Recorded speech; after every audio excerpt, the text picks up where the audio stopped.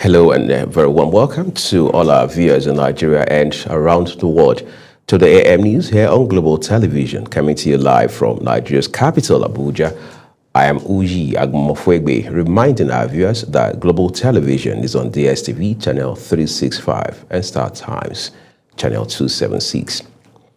President Bola Tinubu says the implementation of the new tax laws, including those enacted on June 26, 2025, and the remaining acts scheduled to commence on January 1, 2026, will take effect as planned. In a statement he personally signed, the president insisted that the reforms represent a once-in-a-generation opportunity to build a fair, competitive, and robust fiscal foundation for the country. Tinubu also clarified that the new laws are not intended to increase taxes, but to support a structural reset, drive harmonization, as well as protect dignity while strengthening the social contract. He therefore urged all stakeholders to support the implementation phase, which he said is now firmly in the delivery stage, noting that no substantial issue has been identified that warrants a disruption of the process. Justice Emeka Winte of the Federal High Court in Abuja has ordered that the former Attorney General of the Federation and Minister of Justice, Abubakar Malami, be remanded at Kuje Correctional Center in Abuja. Malami, a senior advocate of Nigeria, is to remain in Kuje prison till January 2, 2026, when his written bail application would be argued by its legal team. The oral bail request argued by Malami's lead counsel, Joseph Daudu SAN, was turned down by Justice Emeka Winte on the ground that it would amount to an ambush on the side of the Economic and Financial Crimes Commission, EFCC, that puts Malami on trial. In a recent development, the Kebbi State Police Command has clarified the cause of the explosion that occurred at the General Hospital, Bagudo, dismissing reports suggesting a bomb blast or helicopter involvement. According to the police investigations and expert assessments, revealed that the incident was caused by an inferno that led to the overheating of air conditioning and refrigerator gas cylinders within the hospital, resulting in the loud explosions heard in the area. The statement issued by the Public Relations Officer in the state, SP Bashir Usman, said assessments conducted by explosive ordnance disposal, chemical, biological, radiological, and nuclear experts, alongside the Commissioner of Police technical team, confirmed that no explosives were involved in the incident.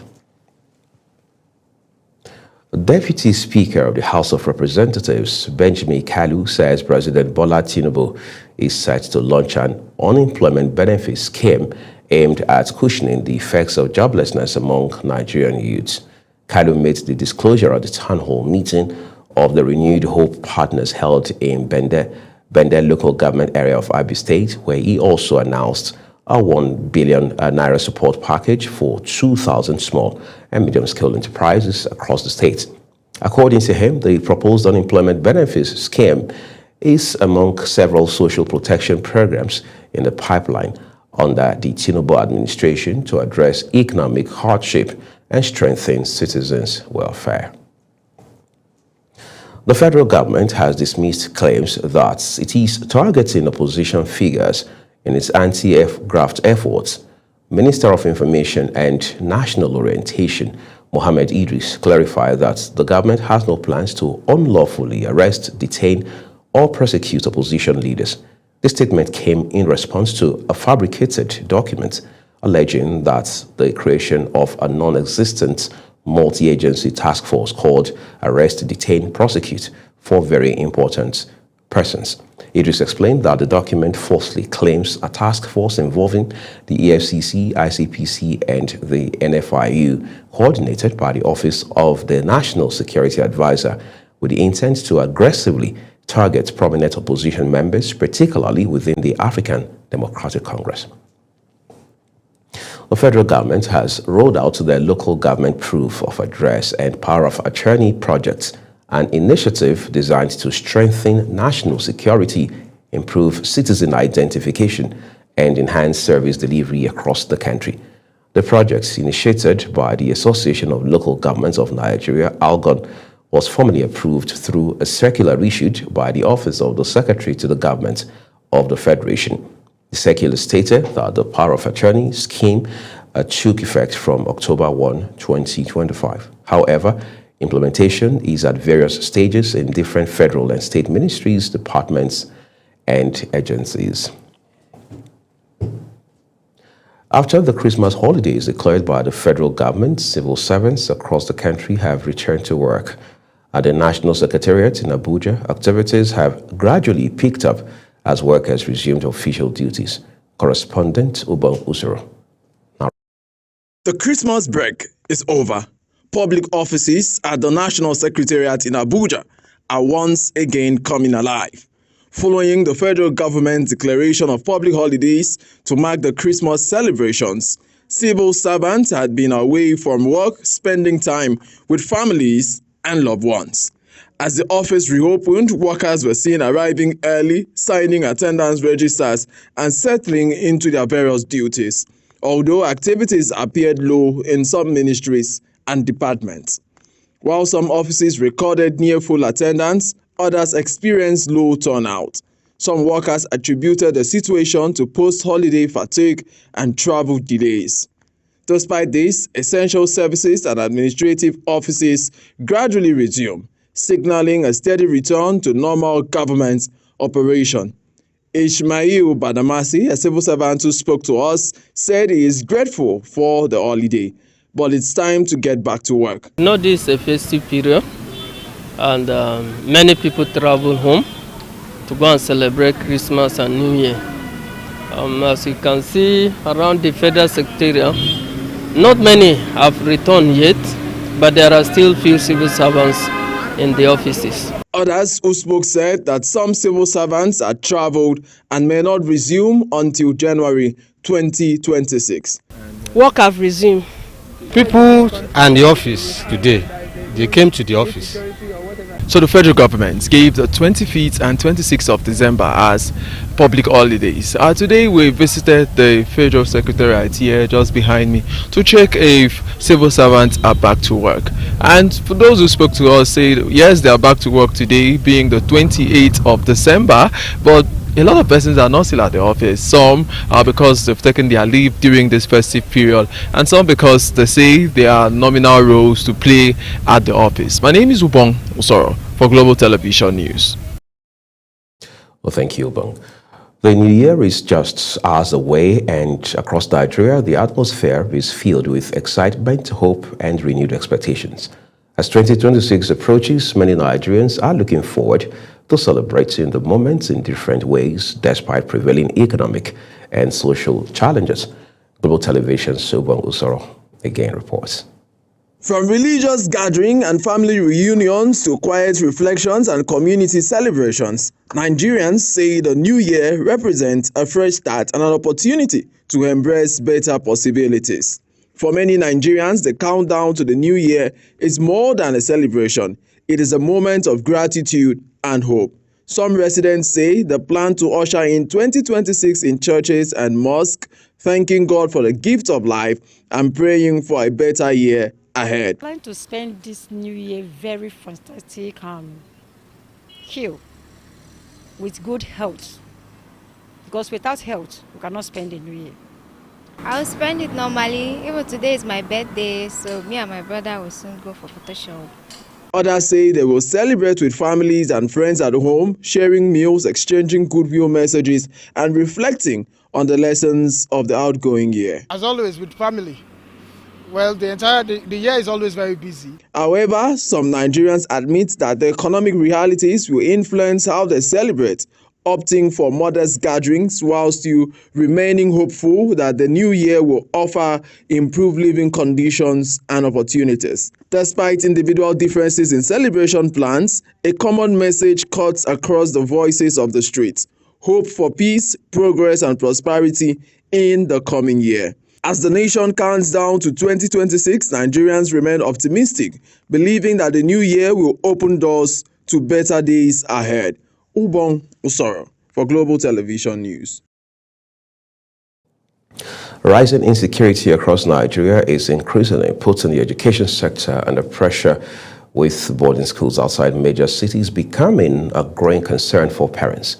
From kidnappings to attacks in schools in rural communities, many families now question whether it is still safe to keep their children in boarding schools located far from urban centers. Kabir Hassan consulted parents for their opinions. Education remains a cornerstone of national development, but insecurity is gradually eroding parent confidence, especially when it comes to boarding schools located outside city centers. Across Nigeria, many boarding schools are situated in remote areas, often chosen for their quiet learning environment. However, ongoing security challenges have turned these once attractive locations into sources of fear for parents. On the streets of Abuja, parents shared mixed feelings torn between the desire to give their children quality education and the growing concern for their safety. What government should do is to make sure that all the schools, especially these colleges that are under federal government and other private schools outside the city, to make sure that they deploy security agencies, something like police, armies, and other security agencies. If you don't have good management who protect the school, who have good securities around that environment, there will also be problem of insecurity. Some parents say the situation has forced them to constantly live in fear, while others admit they have considered withdrawing their children or relocating them to day schools within the city.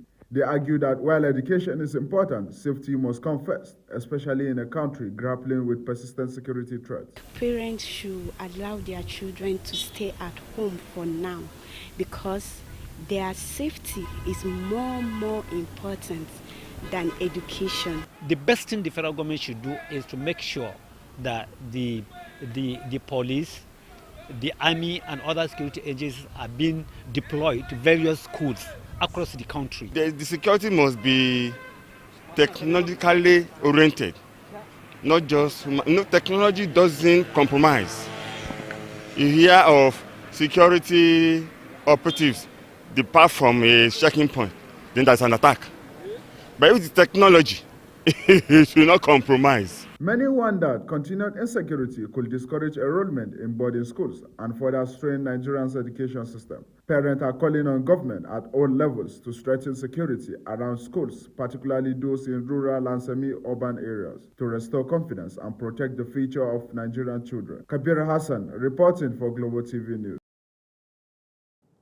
You're watching the live broadcast of the AM News. When the rest of the news returns shortly, President Tinubu approves department's policy to sanction contractors for poor quality jobs.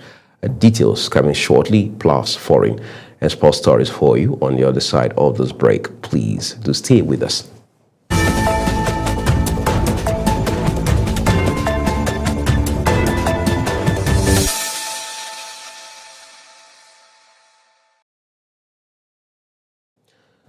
The second part of this news broadcast now returns to business, where President Bola Tinubu has approved a debarment policy to sanction contractors who execute poor quality jobs or abandon projects. Director General of the Bureau of Public Procurement, BPP, Dr. Adebowale Adedokun, revealed this in an interview in Abuja. Adedokun said while erring contractors will be punished, those who deliver quality will be encouraged, pointing to ongoing infrastructure work as examples of improved standards.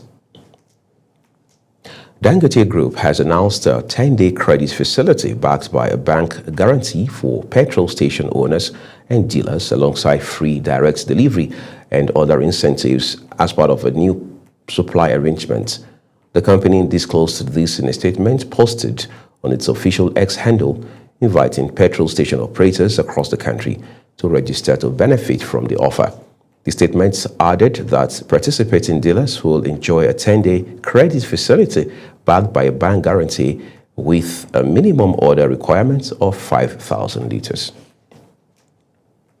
As Nigeria prepares to implement a new tax law from January 1, 2026, concerns and expectations are growing among citizens. From traders to professionals, many are trying to understand how the new law will affect their income and daily lives. Global Television's Priscilla Obasi reports. As conversations around the 2026 tax laws begin to surface, the question is not just about what the policy says, but who actually understands it. So, we stepped out to ask everyday Nigerians one simple question. Have you heard about the 2026 tax law? And what comes to your mind when you do? When I heard about the new tax law, I felt that it could be another means of generating more revenue for the nation. But on the other hand, based on the the narratives out there, it's as if another way again to exploit the citizens. Me, I felt we've already started paying a lot of tax already because of the VAT and everything they take from, you go to the supermarket to buy something, anything you buy, they remove money, you recharge, they remove, you pay into somebody's account, they remove, somebody pay into your account, they remove, and the rest. I think that one is already enough tax. I think so. While some residents expressed concerns about increased financial pressure amidst economic hardship, others said effective taxation could improve governance if managed transparently. It's not bad, because if you are in level 1, you will still struggle to go to upper level. To provide clarity on the policy, a tax expert who appeared on Global Morning explained that the new law is designed to simplify the tax system and improve accountability, but warned that public awareness and fairness will be key to its success. A lot of people get this confused, right? It's not your whole salary that will be taxed. You will still get some statutory deductions that are allowable, for ascertaining your taxable income. Those will still be allowable even in the new regime. And then the tax table has also been revised from what it used to be.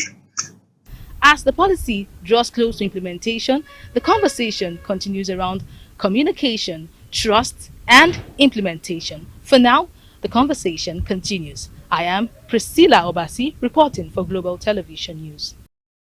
We appreciate your reporting, Priscilla. Still talking business, electricity distribution companies, DISCOs, say electricity supply has been restored in part of their franchise after the national grid experienced a system disturbance on Monday. Abuja and Port Harcourt's DISCOs disclosed these in separate statements on their ex-official handle.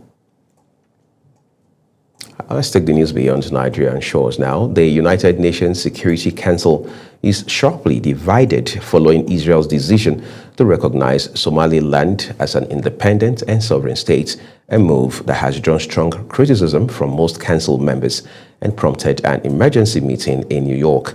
Speaking at the meeting, Israel's deputy permanent representative to the United Nations, Jonathan Miller, defended the move, arguing it aligns with international law and political reality.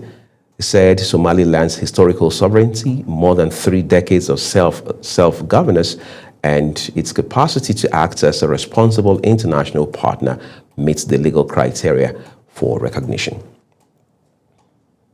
The United States has pledged an initial $2 billion for United Nations humanitarian aid in 2026. Far less than it's provided in recent years. The UN therefore warns its agencies to adapt, shrink, or die. With its pledge announced at the U.S. mission in Geneva alongside UN Aid Chief Tom Fletcher, the United States is pursuing a dramatic overhaul of how it funds humanitarian work. Instead of handing funds to individual agencies, the United States will funnel its contributions through the United Nations Office for the Coordination of Humanitarian Affairs, headed by Fletcher, which earlier this year launched a so-called humanitarian reset to improve efficiency and accountability. We're announcing $2 billion, which is a sizable commitment. A few things about that number. It is not our only commitment to this project. It is an initial anchor commitment tied to these 17 countries. As many of you know, our budget process in the United States is convoluted, to say the least. We do not have a fiscal 2026 budget.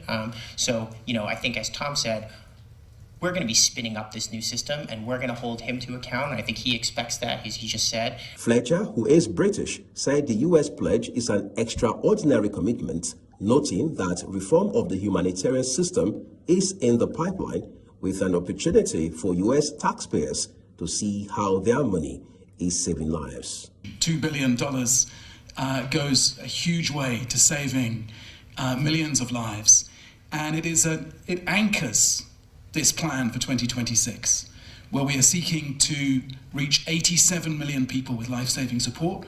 Now, of course, this won't fund all of that. We're looking to raise $23 billion for that entire plan, and our work now is to go out and take that case to other donors to respond with generosity. The UN's Central Emergency Response Fund, which provides swift aid as new emergencies erupt or when existing crisis rapidly deteriorates, will also receive a tranche of money. Uyi Agmofwebe reporting for Global TV News. And now time to bring you some excitement from the world of sports. Nigeria have wrapped up their Group C campaign at the Africa Cup of Nations with a 3-1 victory over Uganda in Fez, finishing the group stage with a perfect record. Paul Hoanchu opened the scoring in the first half, finishing from close range to give the Super Eagles a deserved lead. The match tilted further in Nigeria's favor in the second half when Ugandan substitute goalkeeper Jamal Salim was sent off for handling the ball outside his 18-yard box. In the meantime, Super Eagles midfielder Itim Essen has challenged Nigeria's strikers to improve their finishing at the 2025 Africa Cup of Nations, insisting the team must win the tournament to restore respect after missing out on the World Cup.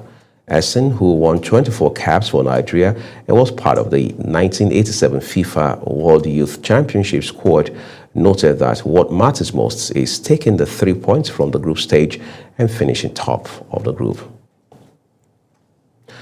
4 Super Eagles players are working on a disciplinary tightrope, risking suspension ahead of yesterday's AFCON 2025 Group C clash against Uganda.